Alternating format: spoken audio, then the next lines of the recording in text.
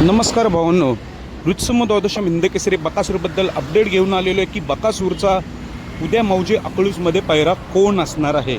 तर भावांनो, उद्याचं जे मैदान आहे मौजे अकलूज येथे चांगलंच मोठं मैदान आहे. या मैदानात आपल्याला बरेच रथी महारथी पळताना दिसतील. याचं कारण हे मैदान पारदर्शक होणार आहे आणि चांगलंच होणार आहे. त्यामुळे बरेच टॉपचे नंदी आपल्याला इथे पळताना दिसतील, ते पण टॉप पैऱ्यामध्येच असणार आहेत. त्यात आपला बकासूर देखील उद्या मौजे अकलूज मैदानात पळताना दिसेल. 12 तारखेला पळताना दिसला होता, तिथे सेमीला पराभव झाला. त्याच्या आधी 2 मैदानं देखील पळताना दिसला, तिथे देखील सेमीला पराभव झाला होता. खरं तर म्हणावं लागेल फेब्रुवारी महिना हा बॅडमध्येच गेलेला आहे बकासूरसाठी, कारण बरेच गुलाल हुकलेले आहेत आपल्या बकासूरचे. तर आता उद्या मौजे अकलूज मैदानात बकासूर तर 100% पळणार आहे. पण पैरा कोणतं? पैरा भावांनो एकदम टॉपचाच पैरा आहे, म्हणजे अपराजित जोडीच म्हटलं जातं. एक वेळ पराभव झाला आहे त्या गाडीचा.